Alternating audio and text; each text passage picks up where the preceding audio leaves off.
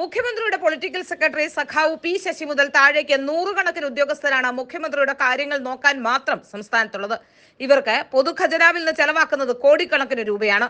ഇതൊന്നും കൂടാതെയാണ് സ്വകാര്യ public relations company മുഖ്യമന്ത്രിയുടെ നിലപാടുകൾ തീരുമാനിക്കുന്ന വിവരം ഇപ്പോൾ തെളിവടക്കം പുറത്തേക്ക് വരുന്നത്.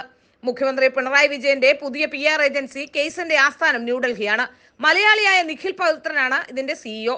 മുഖ്യമന്ത്രിയുടെ വിവാദമായ മലപ്പുറം അഭിമുഖം എടുക്കാൻ ദി ഹിന്ദുവിനെ ബന്ധപ്പെട്ടത് ഈ PR ഏജൻസി ആയിരുന്നു. സെപ്റ്റംബർ 29 കേരള ഹൗസിലായിരുന്നു അഭിമുഖം. മുഖ്യമന്ത്രിയോടൊപ്പം PR ഏജൻസിയുടെ 2 പ്രതിനിധികളും പങ്കെടുത്തിരുന്നു. മലപ്പുറത്തെ ലക്ഷ്യമിട്ട് മുഖ്യമന്ത്രിയുടെ സ്വർണ്ണക്കടത്ത് പരാമർശം ഈ PR ഏജൻസിയുടെ സംഭാവനയാണെന്നാണ് ഹിന്ദുവിന്റെ വിശദീകരണം. ലോക്സഭാ തെരഞ്ഞെടുപ്പിൽ നഷ്ടപ്പെട്ട പരമ്പരാഗത വോട്ടുകൾ ആകർഷിക്കാൻ PR ഏജൻസിയെ ബോധപൂർവ്വം ഉപയോഗിക്കുകയായിരുന്നു മുഖ്യമന്ത്രിയും സംഘവും. മലപ്പുറം പരാമർശം വിവാദമായതോടെയാണ് ഹിന്ദു പത്രത്തെ തള്ളി മുഖ്യമന്ത്രി രംഗത്തെത്തിയത്. പിണറായിയുടെ PR ഭ്രമം പണ്ടേ തന്നെ പ്രസിദ്ധമാണ്. ഖജനാവിൽ നിന്നും പണം വാരിയെറിയാൻ ഇതിനെ ഒരു മടിയും പിണറായിക്കില്ല. മുൻ മുഖ്യമന്ത്രിമാരെല്ലാം തന്നെ PRD ആണ് PR പരിപാടിക്കായി ഉപയോഗിച്ചിരുന്നത്. 243 ജീവനക്കാരാണ് PRDയിലുള്ളത്. ഇത്രയും തന്നെ ദിവസവേതനക്കാരും PRDയിലുണ്ട്. 108.23 കോടി രൂപയാണ് ഒരു വർഷത്തെ PRDയുടെ ചെലവ്. മുഖ്യമന്ത്രിക്ക് താല്പര്യമില്ലാത്തത് കൊണ്ട് മാത്രം PRDയുടെ ജോലി പോസ്റ്റുമാന്റേത് മാത്രമായി ചുരുങ്ങിയിരിക്കുന്നു. ഇതുകൂടാതെ 12 അംഗ സോഷ്യൽ മീഡിയ ടീം മുഖ്യമന്ത്രിക്കുണ്ട്.